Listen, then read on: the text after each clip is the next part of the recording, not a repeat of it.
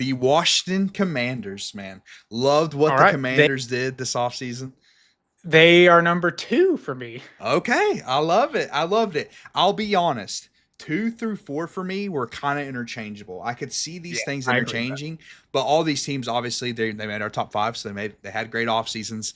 I think the Commanders off season, I won't say it feels better than it might actually be because of the Jaden Daniels hit. Like they can't do any of Hmm. this without Jaden Daniels. They wouldn't be trading for Laramie Tunsil had Jaden Daniels not shown what he showed his rookie season. But I love trading for Laramie Tunsil, man. The biggest issue with this team last season was the offensive line. Now, Jaden makes that a little bit worse sometimes because he holds onto the ball too long, but you don't want to take that away from Jaden. Like, that's what makes him special. So, surrounding him with a great offensive line by trading for one of the best left tackles in the NFL, then using your first round pick on Josh Connerly from Oregon. I love it, man. Like you completely fix possibly the biggest weakness on your team in a single off season. You also bring in Debo, obviously. I mean, that's a huge weapon for Jaden. Who knows what Debo has left? But he's not going to be he's not going to be the number one wide receiver. He has Scary Terry still, so having Debo in kind of just a lesser role is going to be interesting. So yeah, man. Oh, and they brought in a ton of guys. I mean, I'm just looking at this offseason tracker. They re-signed and signed just a ton of guys for depth. This is a team that Dakota last year they did not have a good roster. Like they did not have a good roster. They No. got the NFC Championship despite having one of the lesser rosters in the NFL. The difference was they hit on their rookie quarterback in a massive way. He has a chance to be elite. So, and I think they did really good with having him on a rookie deal, right, and surrounding him with this kind of talent. You can pay a guy like Laramie Tunsil because you don't have to pay Jane Daniels right now. So loved what the Commanders did this offseason, man.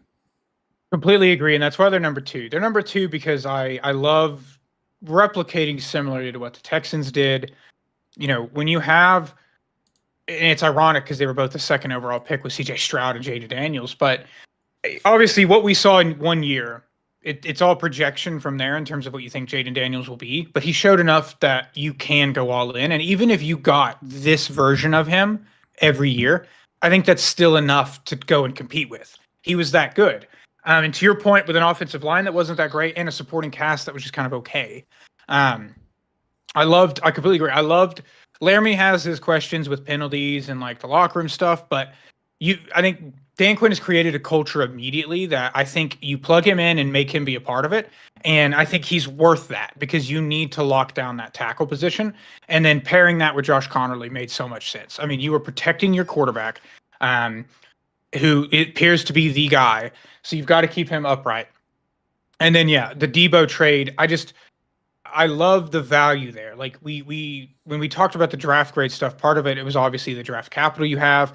They used picks on these guys, and if you just think about them using second and third and fifth round picks to get these guys in the building, I think it's worth it. And Agreed. Debo adds a skill set that the offense doesn't have. He is a big slot dude. I say big from like a bulky perspective. And Terry is great on the outside. Like he's a true X. And I can't wait to see what Kingsbury does with him in terms of all the motioning. I don't know if he'll play the running back role sometimes like he did in San Francisco, but he's an incredibly versatile player that adds a lot of dynamic ability to that offense. And then you also pair that with Jalen Lane that they drafted. So I love that aspect too. They just kept throwing pieces onto this offense, and I love it. The defense, you probably knock them for maybe kind of neglecting the defense a little bit because it wasn't very good, and they kind of outperformed because Dan Quinn's defensive minded. But on the defensive side, I love the Trey Amos pick.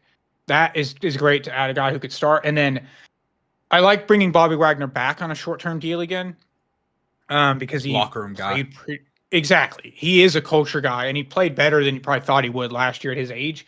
Um, the only thing I'll knock them for It's is the I don't Kinlaw disagree with getting signing. Javon Kinlaw. Yeah, Yeah. but it's He just the contract they had to give him is a little tough. But again, they're kind of in the same boat as the Patriots, where like you got exactly. the money to spend. So Yeah, I agree. That's like literally the only thing I would say with this like free agency class and draft class I didn't love for the Commanders was the Kinlaw signing. But again, the same thing that we said for the Patriots does apply. But I mean, I agree with a lot with what you said. And dude, I just love the fact that they weren't complacent, right? You just saw this offense explode. Like they exploded in 2024. They were phenomenal. And you could have gotten complacent with that, said, okay, we have the pieces in here that we have. We can focus on the defense, kind of like what you were saying. Yeah. We can focus on the defense because the offense is in a good spot.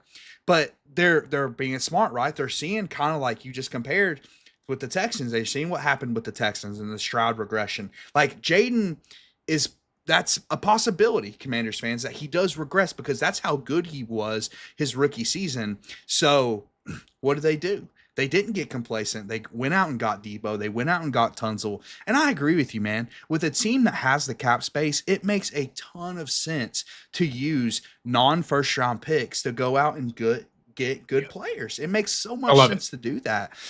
So yeah, I totally agree, man. This is a team that could absolutely go on a Super Bowl run this year. That's absolutely in the Commanders' range of outcomes for this next season. And I think a lot of that is because of what they went out and did this offseason, man. Yeah, I'm excited to see it. It's like what the Rams did for multiple years, right? We're like, and they were trading first round picks for guys to get in the building, and it worked. Like that worked, and they still, and that's just good, management from Les Snead. But like to go and get guys like that, and then still be set up to never have to rebuild or reset. And I just like those moves. I think getting those guys in the building and focusing on making Jaden Daniels' life easier when he already exceeded probably everyone's expectations. I think you set him up to succeed. And if he does regress, you may be able to mitigate it a bit because you have this around him now. So excited to see what the Commanders do this season. I love what they did. And yeah, I'm rooting for Jaden as well. Like he's just a likable guy. So I want to see them succeed.